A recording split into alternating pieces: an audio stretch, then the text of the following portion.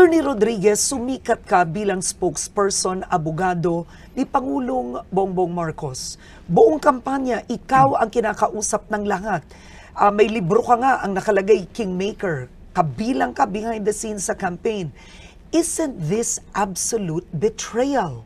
From Marcos, ngayon na kay Duterte ka na. Magandang tanong yan, Karen. I have always been Duterte Marcos.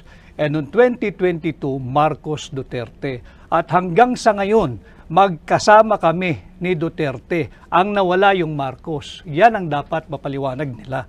Kami ni Duterte magkasama pa rin hanggang ngayon. Ano ba nangyari? Hindi ka lumabas noon, hindi ka nagpaliwanag.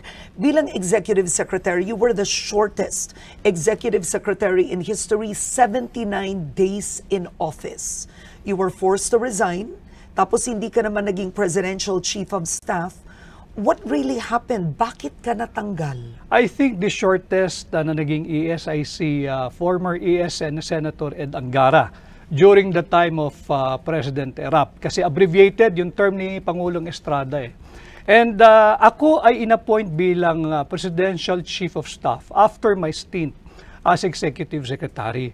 But sa tingin ko nga noon, hindi na untenable na yung sitwasyon namin sa Malacanang. Kaya hindi ko na kailangan yan. Bakit sino ba kaaway mo doon? Yung mga gustong maging Pangulo pero hindi naman binoto ng tao. Yung mga astang Pangulo, wala namang mandato. Marami ron sa Malacanang.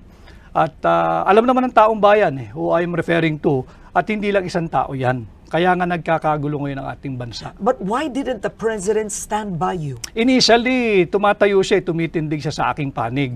Pero eventually, bumigay, wala na tayong magagawa ron.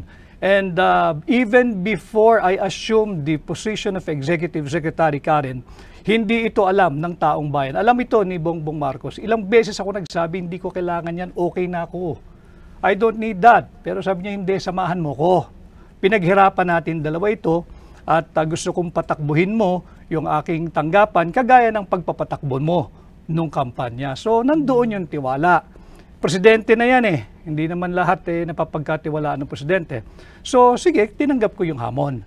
Pero as we go along, sabi ko, hindi ko kailangan ito, Mr. President. Exit na ako. Okay ako. Okay ako. Huwag mo akong problemahin. Ayos ako. That is why, even in the commission on appointments, kinakailangan nila sumulat sa akin. Hinihingi yung documents ko. At yun, nag-meeting din kami ni Bongbong Marcos doon sa kanyang private office. Sabi niya, ba't wala kang dokumento? Hindi ako upo dyan. Hindi ako magpapa sa ilalim sa CA. Ambush yan.